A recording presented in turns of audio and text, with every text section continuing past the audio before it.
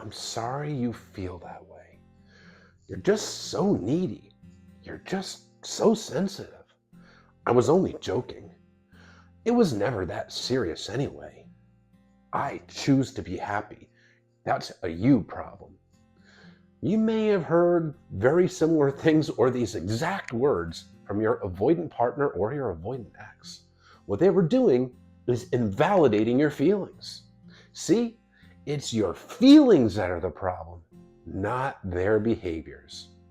When they're not showing up for you in the relationship, when your needs aren't being met, and you express concern or feeling about it, it's your feelings that becomes the problem, not their behavior.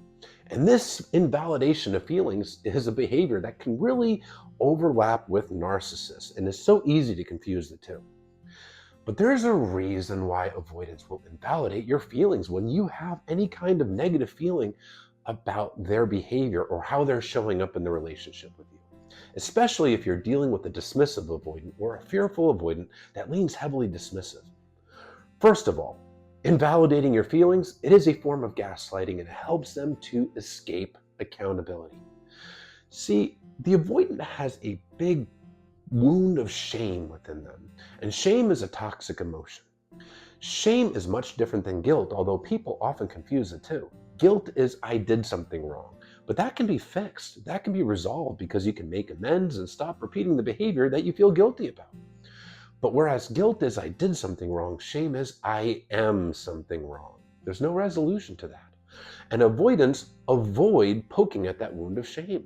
In their mind, taking accountability would be confirming that inner shame, that feeling of defectiveness. I did this wrong because I'm defective. I hurt this person because I'm unlovable. And it's too painful, so they don't want to go there. So if they can invalidate your feelings and make your feelings wrong, they don't have to look within and they can escape accountability and avoid provoking that core wound of shame. It helps them escape accountability.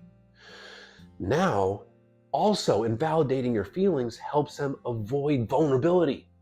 Emotional closeness is built with vulnerability, emotional intimacy, opening up to each other, talking about emotions. And yes, conflict resolution brings couples closer together when you work through your feelings, when you work through disagreements, and naturally boosts emotional intimacy.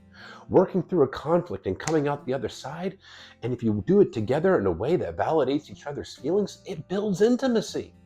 It builds closeness. It actually forms a stronger relationship.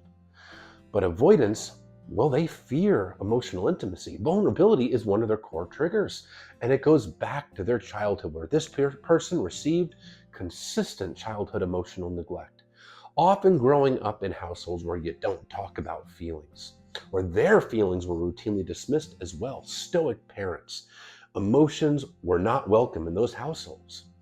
The problem is that this is a person that personalized that emotional neglect, growing up to feel unlovable, defective, and broken, that wound of shame. Now, this is why emotional closeness and vulnerability feel so unsafe to them, because they feel defective. And if they get too vulnerable with somebody, if they open up and let the other person in behind that castle wall that they build around their heart, their unconscious mind, their subconscious mind, it fears that they will be exposed as being unlovable and defective.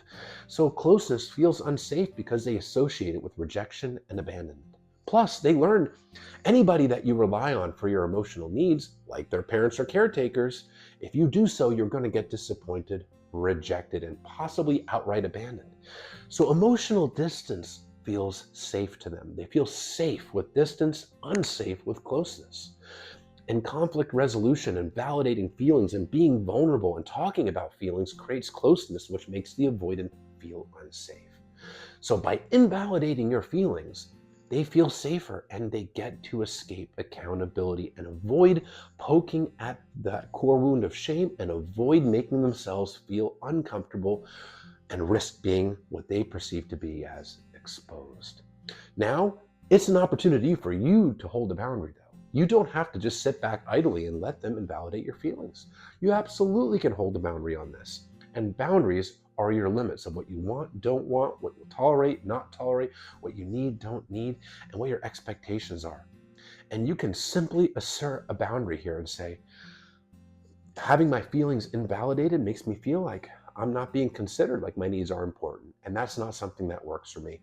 Discussing each other's feelings and being open to listening to it and validating each other's feelings is important even when we disagree with each other. And that really is a boundary of mine. And you can lay that out there.